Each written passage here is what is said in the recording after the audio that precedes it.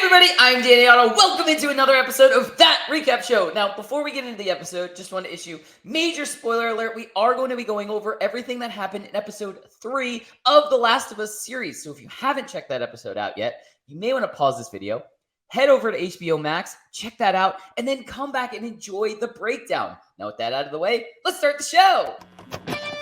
Poppin' Off presents That Recap Show.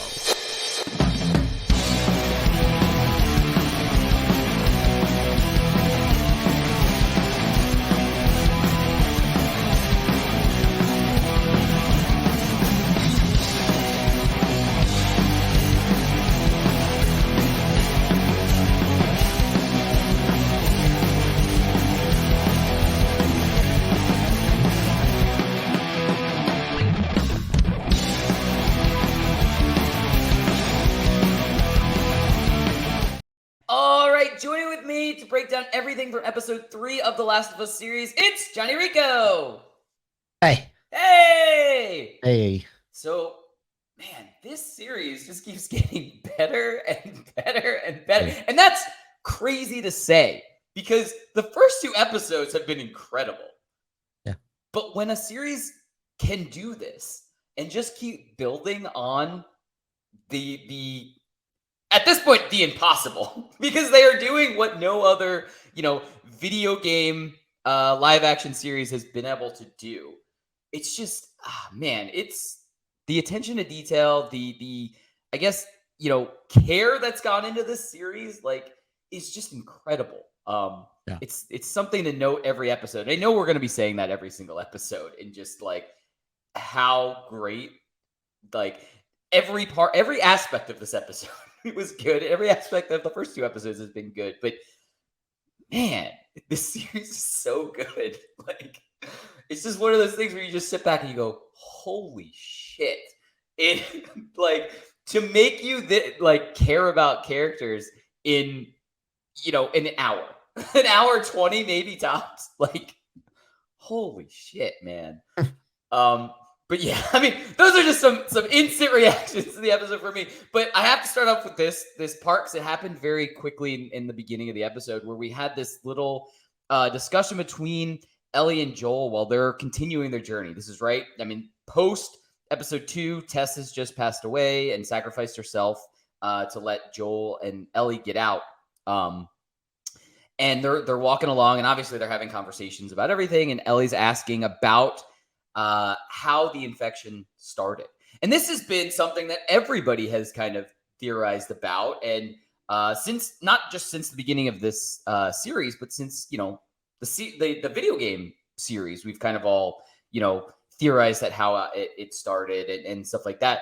And so the conversation was just really, it was one of those things where it could have been almost looked at as fourth wall breaking ish, because it's like they were having a fan conversation, I guess, about the franchise of how it started and everything like that. And she gives these wild, outlandish ways that it started and stuff like that. And then Joel, she asked Joel, and Joel just kind of first he gives a really simplistic thing that people started getting sick Thursday night into Friday, and then by Monday it was chaos type of thing. But then he kind of breaks it down further and says just very generic, basically says it probably started in the food supply that was a major thing that got pumped out everywhere worldwide in something very common that flour that people all ingested by Thursday or Friday, and then by Monday everyone had it in their system already and all hell broke loose type of thing.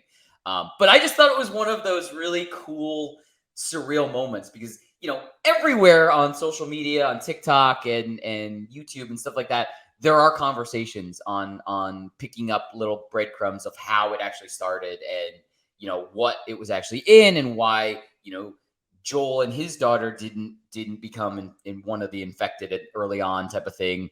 And, they point to the things of, oh, Joel forgot his birthday cake. And, they didn't have any flour for pancakes and all this stuff. So, we were all already talking about how, it was probably flour or something very similar to flour type of thing.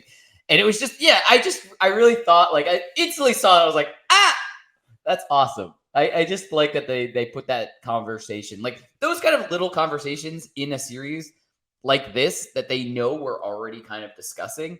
Just is just another kind of cool added detail. But as I always say, could go on and on and on, just talking about little things like that I really like. But Rico, what were some of your instant reactions to episode 3? This was a masterpiece. Yeah. Like straight up, it was a masterpiece of an episode. Before I kind of dive in a little bit later to like the real meat of the episode, and which is the story of Bill and Frank, I wanted to talk about the beginning of the episode. Like it leads into the stuff that you were just talking about a little bit. We start the episode with Joel kind of like on a riverbed, like he's kind of marking where they are, and then he goes back to Ellie, and you can tell he's upset. He's still grieving. They just lost Tess, and this show does a really great job of adding layers of context to these characters, like not just directly, but also through flashbacks and stuff like that as well. Because we learned that kind of through this episode that Joel and Tess were together for more than 10 years. Which Yeah. it's not like he just lost somebody that he was like met not too long ago and kind of just found like having a fling with. Like that was like his woman that he's been with for over 10 years since like the world ended, and so that was a huge loss for him. And so like I kind of dive a little bit more into like what that kind of means for Joel later on. But there's this kind of scene where they're hanging out, and you could tell that Ellie is just kind of catching the anger vibes off of him, and she just kind of calls him out on his shit, right? She's like, "Hey, man, like I didn't like ask you guys to come on this mission. Like you guys had made are the ones that wanted to do this. So you can't go around like looking around blaming me for what happened to Tess." And I really love this moment where you see the shift in Joel's like kind of tone after that. Like he kind of acknowledges like, "Yeah, okay, you got a good point." And then that kind of leads into them having that nice little conversation going on where the way she kind of brings up like with the origins of the the disease of the cordyceps, Right. is kind of like, hey, you're a kid, you hear a lot of things and you just don't know what to believe, right? And Joel kind of gets it to her straight. Like we kind of think this is what happened like this. It probably couldn't say for sure, but it's a pretty likely thing. And of course, Joel knows exactly the day and everything because it was his birthday. Yeah. And of course, being the day that he lost Sarah. So of course he remembers the little things like the pancake mix and all that, like all the stuff that they kind of avoided getting sick through that one day. And that's almost like those things kind of happened like almost like by luck. Like that didn't happen and he's still here. Yeah. So I think it's interesting that the way he was able to kind of change his tune, and it kind of allowed for them to kind of start giving that cool little back and forth between them. Uh, and that's just kind of like the stuff with Joel and Elliot, and it can then be they kind of talk about they're taking this kind of route to the next city to Toronto, and of course like Joel wants to take a different route, which leads to them seeing some pretty dark stuff, some skeletons, including a little baby skeleton, which is pretty brutal of them to do. And then they cut to the future or the past presence of the same people. I can just like, why would you do that to us?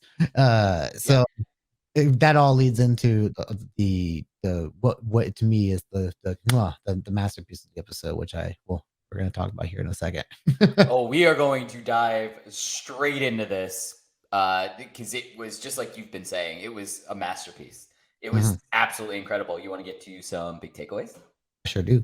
Awesome. All right, I'm going to kick us off. I have a lot of takeaways, and I'm going to try to go through them as quick as possible so that I'm not taking up like 20, 30 minutes of this just talking about my takeaways. Because just like you said, this episode was great. There were so many things to, point out from this episode that they did so great. But I'm trying to keep it kind of light because I know like we had this deep and an incredible love story and just incredible journey that we got to see during the flashback. But aside from that, because I know you're going to get a lot more into that, and I don't want to step on anything you're going to talk about that, but my first takeaway is when we pick back up with Joel and Ellie, and we have them kind of searching their place and being gifted, I guess, anything that they need. And one of the things that Joel has been looking for a long time. Arguably, this is the whole reason that they even agreed to help Ellie. They get a car, Yeah. a truck. Yeah. And so I just love the scene when they first get into the truck after the battery's been charged. They're ready to go. They're leaving. And Ellie's got this big smile on her face. And Yeah. Joel's like, you got to buckle up your seatbelt.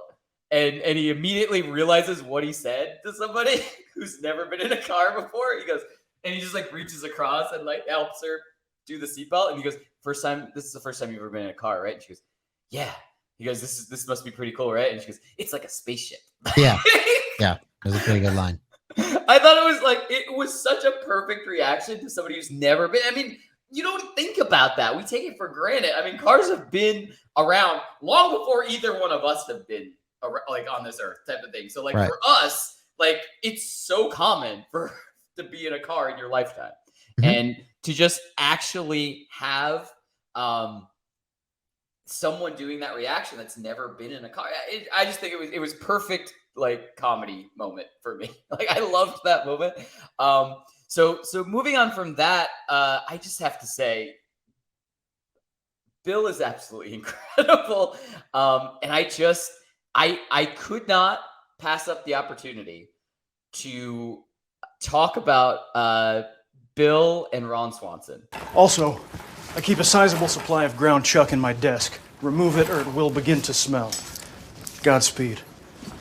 Ron Swanson's one of my favorite characters. I just think this was, Ron Swanson in the apocalypse. He was ready. He already didn't trust the government, which plenty of times during Parks and Rec, Ron Swanson has pointed out that the government is horrible and it should be dismantled. He knew exactly what supplies to pick up. He knew everything. So this, for me, was just a continuation of Ron Swanson from Parks and Rec during an apocalypse. And I thought that was perfect. It totally fitting to his character, and it was just great. I loved it. And I just one last thing. And I told you when I thought of this while I was watching the episode, I ran to my laptop to type this down so that I wouldn't forget, because I thought it was very important. Immediately when they were, when we had this love story of Bill and Frank, this incredible, they were able to have such a amazing connection. It immediately reminded me of a Rihanna song, which is very surprising because I'm not I would never normally bring up, hey, I really like that Rihanna song. It reminded me of that. They truly fell in love in a hopeless time. They fell in love during the apocalypse. True. Perfect. Anyway, I don't want to take up too much time. Those were my biggest takeaways from this episode. Rico, what were some of your big takeaways from episode 3? Yeah. Boy, what more can you say about again, just this incredible journey between Bill and Frank? One of the things that I really loved about this show is the way I think Neil Druckmann said in kind of like the after the episode thing afterwards. He's the creator of the game. He says, if I have the chance to deviate from the game, if it's better, we're deviating. And this is the ultimate example of it right here. Right. You have a chance to take a character like Bill, who he has just kind of a minor role.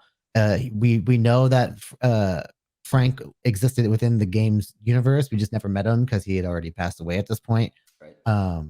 So the way they kind of changed up this whole story of the way Bill was integrated into the show was just fascinating. The fact that he got to live out this whole life with someone that he fell in love with, again in a post-apocalyptic world. It was beautiful. It was tragic in some parts, but just kind of seeing the way these two actors played off each other. So one shout out to Nick Offerman and Marie Bartlett for their performances as Bill and Frank. If you talk about Ron Swanson, of course I think everyone knows Nick Offerman for that. But I think this is the performance of a lifetime for him, in my opinion. I've seen him in some other stuff too, and he's always been great. But I haven't never seen him at the caliber of what he put in this episode. I thought it was just absolutely incredible. I've heard great things about Murray Bartlett in season 1 of The White Lotus, which I've always wanted to get around to starting that show. So knowing that he's in that first season kind of makes me want to start it even more. So yeah, just incredible actors, played off each other just insanely well. Just the kind of the way that Bill is just kind of this hard ass right wing survivalist guy, and then Frank comes in with kind of like that gentle nature, and kind of showing like the softer side of Bill too, which is great. Like that first meal they have is just wonderful, and when they play the piano, and Frank is playing it, and he's kind of butchering the Linda Ronstadt song, and you can see Bill just kind of like cringing, and just like, get off, I got does it, and he does a beautiful rendition, which is like, again, shout out to Nick Offerman, like just showing more levels in this game, right? Which is it's insanely good. Uh, get to see them live like this whole life together over the course of like what, 20 years essentially, which Pretty is much. pretty crazy. Uh, just in the sense of how they were to sustain themselves within this one town, and I love the scene between Bill and Joel at the lunch table. Uh, he's just like, "Why don't you point that gun away from me? Like we're clearly have an understanding here. Like if you help us out, we help you out." And then it leads to that kind of that great moment where Frank, I guess, talked to Tess or something like that, and got some strawberry seeds from it in exchange for a gun.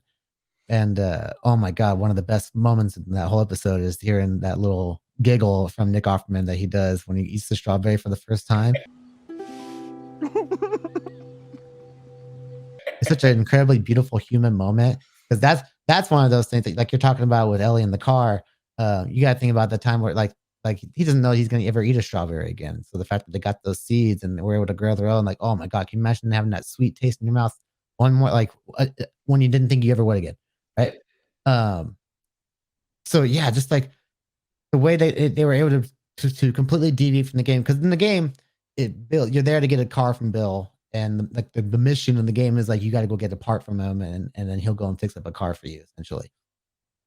So Bill still serves that same purpose in this episode. It's like, even though uh in a beautiful tragic way that both him and Frank pass together, which is just like, talk about it, like the ultimate happy ending, I would say, in this horrible world. Um, he still leaves him the note, which I loved Ellie reading it and doing the hey hey hey hey hey and all that. But she's like, okay, you get the car, and then but there you go. Like that he still serves the purpose that he did in the game, but he still gets to shine in a whole different light. Um, and I thought that was just amazing, amazing. Like I can go on and on about how well done this episode was, but I think that kind of perfectly says it all. Yeah, I absolutely agree with you. And I mean, it was this perfect, like, we got a movie quality Oh love yeah, story from start to finish in less than an hour. Because it wasn't even the entire episode. And the entire episode's a little, like, around an hour and 20. So less than an hour and 20. And we got this perfect start to finish entire life love story. And yeah, it was incredible. And it made you care about these two characters who, just like you said, one of them wasn't even in the game, period, had already passed away in the game. The yeah. other's only in it for a short time, minor amount of time. Mhm. And they expanded it so incredibly Yeah. to show us this lifelong love story. And yeah, one person pointed this out when I was looking on social media after I watched the episode, and a bunch of people were talking about instant reactions and stuff like that. Is it shows perspective of Bill could survive the apocalypse on his own. He had that 100% down. Yeah. And it shows us the difference between surviving and having something to live for. And you were my purpose. And Right. Frank was his reason and something to live for. Yeah, his purpose. Right. And so it's just such a beautiful, I guess, difference in the difference between just surviving and having a purpose, having someone or something to live for. And I Right. just think it was done so well in such a short period of time. Yeah. Like, Can I bring up a funny moment though? I Absolutely. love that his version of basically like HBO Max is just sitting there at his table and watching clickers fall into his traps, and you're just like, ha ha ha, boom, and it's just like, oh, who fell in the hole today? And then it ends up being the love of his life. But I just love that that's how he was so content living up until that point. Like that was just like hilarious. That's the Ron Swanson part to me. Is like him just sitting there eating like just some meat and just watching the I always forget what they call the version of under clickers. But I just assume it's infected. I'll call them infected.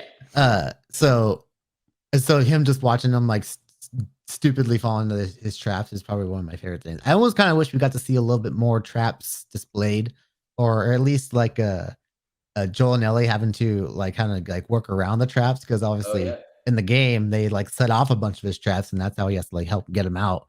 And that's at least some really funny back and forth between him and Ellie, which is really great. So that's one thing I'm a little sad we didn't get to see those two characters interact, but other than that, perfection.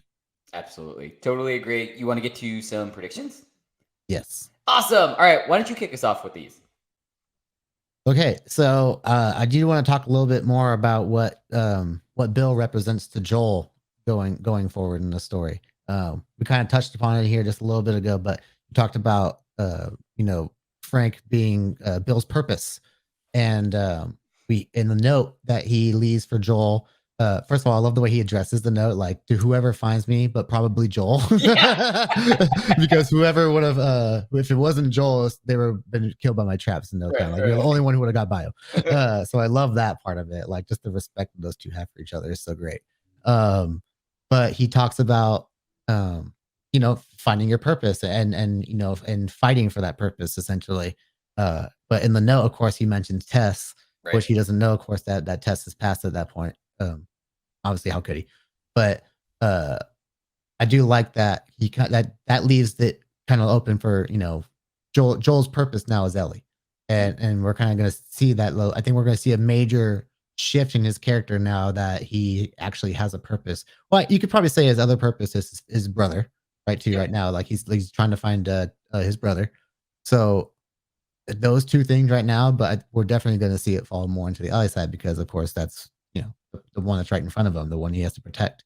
So the more that these two bond, it's already starting to grow, right, with these conversations they're having, and she's starting to break through a little bit. So we're just going to see that more and more. I just like the way that also the final shot of them playing Linda Rodstadt, like him being, oh man, it's Linda Rodstadt, and you're just like, oh dang it, they're doing that to us.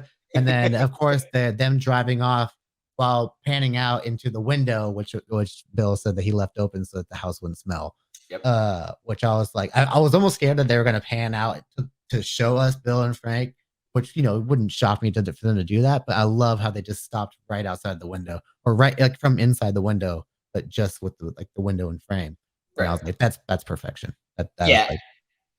I'm glad that they didn't accidentally have like Ellie walk in. I'm glad they locked the door, because the way that it ended with their love story completely wrapped is the way that I wanted to remember it. Like I didn't want to see them dead. Like we know that's what happened, but I did not want to see. Yeah, it didn't need to go that extra step. Exactly. Which I'm glad it didn't. I'm so happy that the last we got of them was the two of them going to bed to be with, like, to just be in love forever.